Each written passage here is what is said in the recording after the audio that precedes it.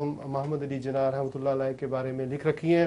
آپ کی جانی پہچانی شخصیتیں وہ میرے ساتھ ہوں گے. اور پروگرام کے آخری حصے میں برطانیہ کے اندر اس وقت جو ہنگامہ ہرائی ہو رہی ہے، توڑ پھوڑ ہو رہی ہے، پولیس کے ساتھ جو رائٹس ہو رہے ہیں، اس کے بارے میں B B C Urdu world service کے سابق براڈ کاسٹر اور مشہور صحافی آصف جیلانی صاحب بھی ہمارے ساتھ پروگرام میں شریک ہوں گے، اور وہ اس سارے صورتحال کو جو ہے نا اس کے بارے میں ایک مفصل رپورٹ میرے اس پروگرام میں شامل کریں گے. تو ہمارے ساتھ ہی رہیے گا. بریک کے فوراً بعد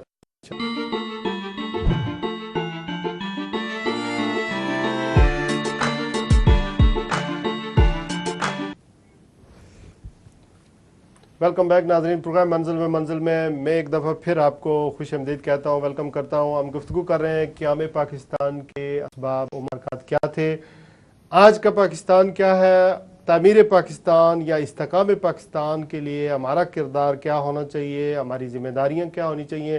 یہ پروگرام انشاءاللہ اس مہینے میں اسی موضوع پر چلتے رہیں گے. آج ہم گفتگو کر رہے ہیں جو قیام پاکستان ہے اس کے محرکات کیا تھے. ابھی تک پہلے سیگمنٹ میں ہم نے یہ بات کی ہے. آپ کو پتہ ہے کہ 13 14 15 صوبوں کی بات ہو رہی ہے اس وقت پاکستان کے اندر، اور یہ امر بعید از قیاس نہیں کہ ہم نے 1971 میں جو ہے وہ ایک اپنا ملک کا آدھا حصہ کاٹ کر جو ہے وہ اپنے سے الگ کر دیا. اور یہ جو صوبوں کی بات ہو رہی ہے یہ بڑی ورنگ سچویشن ہے. بعض لوگ کہتے ہیں یہ انتظامی امور کے لیے ہے، لیکن اس میں کہیں کہیں سیاست ہے، کہیں کہیں بدنیتی ہے، کہیں کہیں معاملات ہیں. تو اس وجہ سے ہم نے یہ بھی گفتگو جو ہے وہ کرنی ہے. پھر یہ ہے کہ سب کچھ پاکستان کے بننے کے بعد برا نہیں ہوا. سیاسی معاملات جو ہیں وہ تاریخ دان جب لکھیں گے، پاکستان کی تاریخ لکھیں گے، تو قائد اعظم رحمۃ اللہ علیہ اور لیاقت علی خان صاحب کی جو شہادت تھی ان کے بعد جو ہماری سیاسی تاریخ ہے وہ کوئی اتنی اچھی نہیں ہے. تاریخ دان کی سیاہی جو ہے وہ جب بھی اوراق لکھے گی تو اس میں وفاداریاں تبدیل کرنا، مارشل لا لگنا، حکومتیں جو ہے وہ تھوڑی تھوڑی مدت کے لیے آنا، اور پھر سب سے بڑا جو سیٹ بیک ہمارے ساتھ ہوا ہے وہ یہ ہوا ہے کہ جو فیوڈلز تھے، جاگیردار تھے، ہندوستان نے تو بڑا ایک کلیور پن کیا کہ انہوں نے فیوڈلز کو، جو جاگیردار ہیں وہاں پہ ایک قانون ایسا بنا لیا کہ جاگیرداروں کو ختم کر دیا، اور ساری جو زمینیں تھی وہ سرکاری ملکیت میں لے لی، اور کسی حد تک، خاص حد تک جو ہے نا محدود زمین جو ہے ایک آدمی اپنے پاس رکھ سکتا ہے. لیکن پاکستان میں ایسا نہیں ہوا. اسی وجہ سے جو فیوڈلز ہیں، جو جاگیردار ہیں، ان کی آگے نسلیں، تیسری چوتھی نسلیں جو ہیں وہ سیاست میں آ گئی اور انہوں نے اس کو ایک کاروبار بنا لیا. اور اسی وجہ سے ہمیں مخلص قیادت، وہ قیادت جو قائد اعظم رحمۃ اللہ علیہ کی طرح تھی، وہ قیادت جو لیاقت علی خان صاحب کی طرح تھی، وہ قیادت جو بڑے بڑے نام تاریخ کے اس ہمارے جو ہیروز ہیں جو کہ ہمیں پاکستان کے یا تاریخ پاکستان کے جو وہ ہیروز تھے، اس طرز کی قیادت افسوس ہے کہ ہمیں نہیں ملتی. لیکن ابھی سب کچھ ختم نہیں ہوا، ابھی سب کچھ ختم نہیں ہوا، ابھی بہت کچھ باقی ہے. تو ہم نے بہت سارا جو معاملات ہیں یہ اس مہینے میں پروگرام منزل میں اور پھر 14 تاریخ کو یوم آزادی والے دن بھی انشاءاللہ اسی کو کیری آن کریں گے. میں اپنے مہمانوں کا دوبارہ تعارف کرواتا چلوں. میرے ساتھ ڈاکٹر تابش مہدی صاحب ہیں، کئی کتابوں کے مصنف ہیں، نئی دلی سے تشریف لائے ہیں. ایم این اے رہ چکے ہیں جناب ڈاکٹر عطاء الرحمان صاحب، اور 1994 سے 1999 تک اسلامک یونیورسٹی کوالالمپور ملیشیا میں پروفیسر بھی رہ چکے ہیں. ماشاءاللہ انٹلیکچوئل شخصیت ابو بکر صدیق صاحب، ابو بکر مشتاق صاحب کا تعارف میں پہلے کروا چکا، سینئر صحافی ہیں. میں پھر دوبارہ آپ کے پاس آتا ہوں ڈاکٹر تابش مہدی صاحب. مسلمانوں کے تعلقات دوسری قومیتوں سے پاکستان بننے سے پہلے کیسے تھے؟ مسلمانوں کے تعلقات دوسری قوموں سے ہندوستان، جب غیر منقسم ہندوستان میں سمجھتا ہوں بہت اچھے تھے. متحدہ پاکستان، متحدہ ہندوستان کی متحدہ بات کر رہے ہیں. ہندوستان، غیر منقسم ہندوستان کچھ بھی کہہ سکتے ہیں. لیکن سپریشن ہوا تھا، مسلمانوں کو دبا کر رکھا جاتا تھا، نوکریاں نہیں ملتی تھی، ہاں لیکن اور چونکہ مینارٹی تھی مسلمان اس وقت. ایسا تو نہیں تھا. ہاں، اور اس وقت ہندو مسلمان بہت ہی یکسوئی کے ساتھ آپس میں میل محبت کے ساتھ رہتے تھے، اور ان کی محبتوں اور میل محبت کتنے واقعات مشہور ہیں، ایسی بات نہیں ہے. میں سمجھتا ہوں اور جو آزادی کی لڑائی لڑی ہے سنے شروع میں تو بس بات یہی تھی، سب کے ساتھ ایک پہلے ہی. تو ہندوستان نے جو وہ آزادی کی جنگ جو تاریخ چلی تھی وہ انگریزوں سے حاصل کرنے کے لیے مسلمانوں نے اور ہندوؤں نے ایک ساتھ لڑی تھی. جی ہاں، جو اس میں اتحاد سے کام لیا ہے اور اس میں کوئی بھید بھاؤ نہیں رکھا گیا، نہ علاقائی بھید بھاؤ رکھا گیا ہے، نہ مذہبی بھید بھاؤ لیکن رکھا گیا. کانگریس تو پرو ہندو جماعت ہو کر رہ گئی تھی، اسی وجہ سے تو فرسٹریشن ہوئی تھی مسلمان لیڈروں میں. اس میں پرو ہندو جماعت کیا، بہرحال اس کے کچھ نقطۂ نظر تھے اور اس میں اپنی سیاستیں ہوتی ہیں، سیاست کوئی مذہب ہوتا نہیں ہے. ڈاکٹر عطا الرحمان صاحب انہوں نے بڑی اہم بات کی کہ مسلمانوں کے ساتھ بھید بھاؤ اور جو سلوک تھا بہت بہتر تھا اس وقت. میں سمجھتا ہوں کہ ہماری تاریخ ایسی نہیں ہے. جی ہاں بالکل، یہ تو تاریخ چونکہ پڑھی ہے سامنے، مورخین نے لکھا اور آج بھی گجرات کے اندر جو معاملات ہوتے ہیں یہ ہمارے سامنے ہیں، جی، سپریشن تو ہو رہا ہے. بڑا انفارچونیٹ ہے، اس کو ہم بدقسمتی کہہ سکتے ہیں کہ تعلقات مختلف قومیتوں کے اچھے ہونے چاہیے. لیکن بیسیز شہرین کا بھی فرض بنتا تھا، یہ ہندوستان کے شہری ہیں تو بالکل بنتا تھا. تو چاہے جو بھی مذہب کسی کا ہو، خاص کر ہندوستان میں تو وہ ایک سیکولرزم کے علمبردار تھے، ان کو تو ایک مائنڈ یہی تھا کہ سب لوگوں کو آزادی ہے، لیکن عملاً ایسا نہیں تھا. یہ بات درست ہے تاریخ میں کہ عملاً تو مسلمان سفر کر رہے تھے، ان کے ساتھ ظلم تھا، زیادتی تھی، یہ چیزیں موجود تھی. اب اس میں یہ ہے کہ جنرلائز تو نہیں کرنا چاہیے اس کو کہ کیا، لیکن چیز موجود تھی مختلف. اور اس وقت بھی جس طرح آپ نے فرمایا، جب اس وقت بھی مسلمانوں کی بہت بڑی اکثریت وہاں پہ ہے تو یہ فسادات مختلف ہوتے رہتے ہیں. فرض بنتا ہے وہاں بھی کمیونٹی کا کہ وہ ان کو جوڑ کے رکھے، اور جہاں بھی اس قسم کے اب تو صورتحال بدل گئی تو لیکن بہرحال بہتری کی امید ہم رکھ سکتے ہیں. لیکن چیزیں تھی، بہرحال محرومیاں بھی تھی، نظریہ تو ٹاپ کے اوپر تھا، لیکن نیچے یہ باقی چیزیں بھی اپنی جگہ پر موجود تھی. پروفیسر محمد شریف بکاس صاحب ہمارے ساتھ موجود ہیں لائن پر، ان سے گفتگو کرتے ہیں. السلام علیکم. وعلیکم السلام ورحمۃ اللہ. پروفیسر صاحب، آج کا جو ہمارا موضوع ہے اس حوالے سے، اور خاص کر کے جو قائد اعظم کے بارے میں آپ کی کئی کتابیں بھی ہیں، علماء کرام کے بارے میں، بعض علماء کرام کے بارے میں کہا جاتا ہے کہ انہوں نے قائد اعظم سے ڈیفرنٹ لائن اختیار کی تھی، ان کا نقطہ نظر ڈیفرنٹ تھا پاکستان بننے سے پہلے، لیکن بعد میں کچھ کنسنسس جو ہے ڈیولپ ہو گئے تھے اور پھر وہ علماء کرام بھی اسی تاریخ میں اسی ملک کے اندر جو ہے شامل ہو گئے تھے. اس بارے میں تاریخی حقیقت کیا ہے، کیا کہیے گا؟ بسم اللہ الرحمن الرحیم. جناب سب سے پہلے تو میں شراز صاحب، خان صاحب، آپ کا شکریہ ادا کرتا ہوں کہ آپ نے مجھے آج کے اس پروگرام میں شرکت کا موقع دیا. یہی تو آپ کی سکلز ہیں جناب.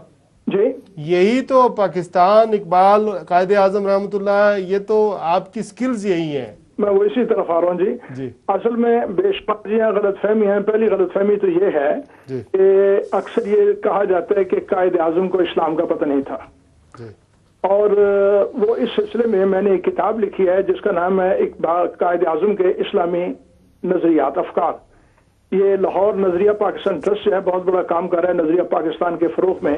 انہوں نے یہ کتاب شائع کی ہے اور الحمدللہ اس کے اب یہ تیسرا ایڈیشن ہے اس کا، جو کتاب کا. سوال یہ ہے کہ وہ قائد اعظم علیہ الرحمہ جو ہے، جو کام کیا انہوں نے، اور وہ لوگ جو کہ اسلام کے علمبردار تھے، انہوں نے کس طرح وہ گوارا کر لیا کہ وہ اس کفرستان میں وہ زندگی گزاریں. قرآن جو ہے اس کا اپنا نظام ہے، اس کی اپنی تہذیب ہے، اس کا اپنا تمدن ہے، اس کی اپنی روایات ہیں. اور میں چاہوں گا کہ علامہ اقبال کا ایک شعر واضح کر دوں. وہ کہتے ہیں کہ یہ حکمت ملکوتی، یہ علم لاہوتی، حرم کے درد کا درماں نہیں تو کچھ بھی نہیں، یہ ذکر نیم شبی، یہ مراقبے، یہ سجود، تیری خودی کے نگہباں نہیں تو کچھ بھی نہیں. وہ انڈیا میں اس وقت ہر چیز ہو رہی تھی، نماز، روزہ وغیرہ سارا کچھ ہو رہا تھا، لیکن اسلام صرف اسی پہ کفایت نہیں کرتا. قرآن حکیم نے حضور صلی اللہ علیہ وسلم کی بعثت کے بارے میں کہا ہے، والذی ارسل رسولہ بالہدی ودین الحق لیظہرہ علی الدین کلہ. اللہ نے اپنے نبی کو اس لیے مبعوث کیا تاکہ وہ اس دین حق کو باقی ادیان پر غالب کر جائے. اب یہ جو غالب کرنے والا معاملہ ہے، اب ظاہر ہے کہ جب تک وہ طاقت اور قوت نہیں ہوگی تو یہ غلبہ اور نفاذ نہیں ہو سکتا تھا. اور علامہ اقبال نے ایک اور شعر کہا بڑے خوبصورت انداز سے، ملا کو جو ہے ہند میں سجدے کی اجازت، ناگاہ یہ سمجھتا ہے کہ اسلام ہے آزاد. محض نماز پڑھ لینے سے وہ اسلام آزاد نہیں ہو جاتا. اس کا پورا نظام ہے، نظام حیات ہے، جس کا معاشیات کے ساتھ تعلق ہے، سیاسیات کے ساتھ تعلق ہے، ہماری خارجی اور ظاہری دنیا کے ساتھ تعلق ہے. تو اسلام جو ہے وہ زندگی کا ایک جامع نظریہ حیات ہے، اس میں سیاست بھی آ جاتی ہے. اور اسلام کبھی نہیں چاہتا کہ وہ اپنا وہ جو ایک حقیقی نظام ہے وہ باطل کی قوتیں جو ہیں وہ اس پہ وہ ہمیشہ وہ غالب رہیں. اس لیے میں چاہوں گا کہ قائد اعظم نے جو باتیں کہی ہیں اسلام کے حوالے سے، ان کا جو نظریہ ہے پاکستان کے بارے میں، وہ ان کے میں چند اقتباسات پڑھ کر سنانا چاہتا ہوں. قائد اعظم علیہ الرحمہ نے 4 اپریل 1943 کو ایک پیغام دیا مسلم اسٹوڈنٹ فیڈریشن کے نام. وہ کہتے ہیں کہ اسٹوڈنٹ سے کہتے ہیں کہ تم نے مجھ سے پیغام مانگا ہے، میں تمہیں کیا پیغام دے سکتا ہوں. قرآن میں ہماری رہنمائی اور ہماری روحانی اور ذہنی جلا کے لیے عظیم ترین پیغام موجود ہے. اور پھر وہ دوسرا مزید کہتے ہیں، چونکہ دیکھیں بات یہ ہے کہ اکثر میں ہندوؤں کی یہ کوشش تھی کہ انگریزوں کے جانے کے بعد وہاں ہندو راج قائم کر دیا جائے، اور یہی وجہ تھی کہ انہوں نے وہ پوری طرح سے ساری مراعات ان کو حاصل ہوئی، اور مسلمان جو تھے وہ بیچارے زندگی کے تمام شعبہ جات میں پیچھے رہ گئے. مذہب جو ہے اگر اس میں قوت اور غلبہ نہیں، جس بقول اکبر آبادی کے وہ کہتا ہے کہ نہ ہو مذہب میں گر زور حکومت، میرا ایک فلسفہ ہی فلسفہ ہے. تو مذہب میں جب تک قوت اور طاقت نہیں ہوگی، پھر وہ اسلام جو کہ دین حق ہے وہ تو غالب آنے کے لیے ہے نا جی. اور وہ کل جا حق و ذاق الباطل ان الباطل کان زہوقا، جب حق آئے گا تو باطل غائب ہوگا. علامہ قائد اعظم نے وہ یہ بات کہی نئی دہلی میں مسلمان سٹوڈنٹس کی کانفرنس میں خطاب کیا نومبر 1940 کو. تو وہ یہ فرمایا انہوں نے کہ ہندوؤں کو چاہیے کہ وہ ہندو راج کا خواب دیکھنا ترک کر دیں.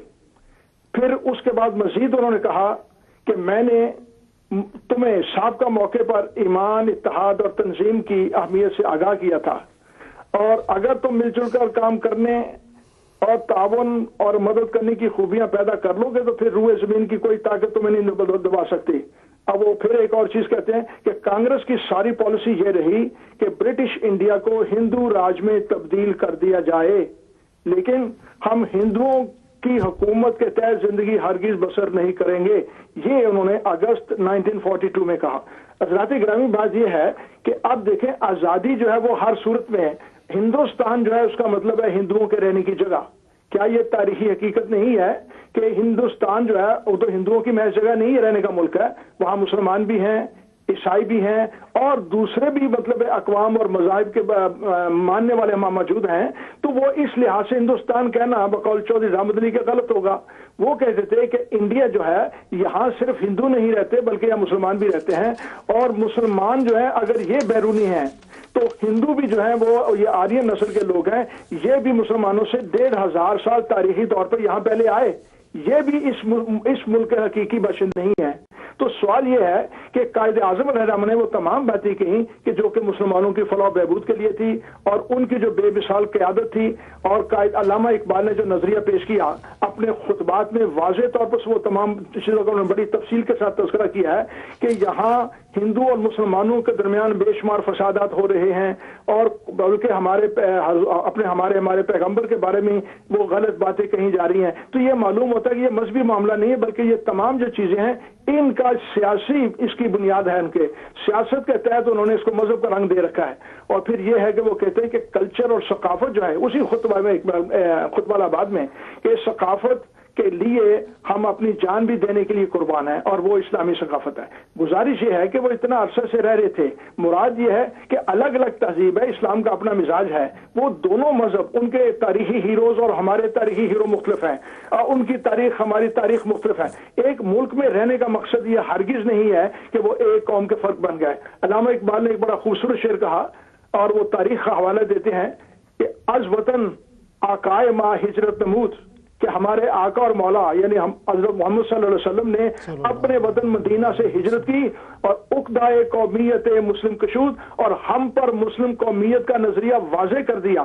حضور صلی اللہ علیہ وسلم کہا کرتے تھے اے مکہ تو مجھے بڑا عزیز ہے لیکن مجھے افسوس ہے کہ تیرے رہنے والے مجھے تجھ سے جدا کر رہے ہیں. تو آپ نے اس کو مکہ کو ترک کیا اور مدینہ گیا، اور یہ بات واضح کی کہ اسلام جو ہے اس کا تعلق صرف جغرافیائی کسی کے ساتھ تعلق نہیں ہے، یہ آفاقی دین ہے.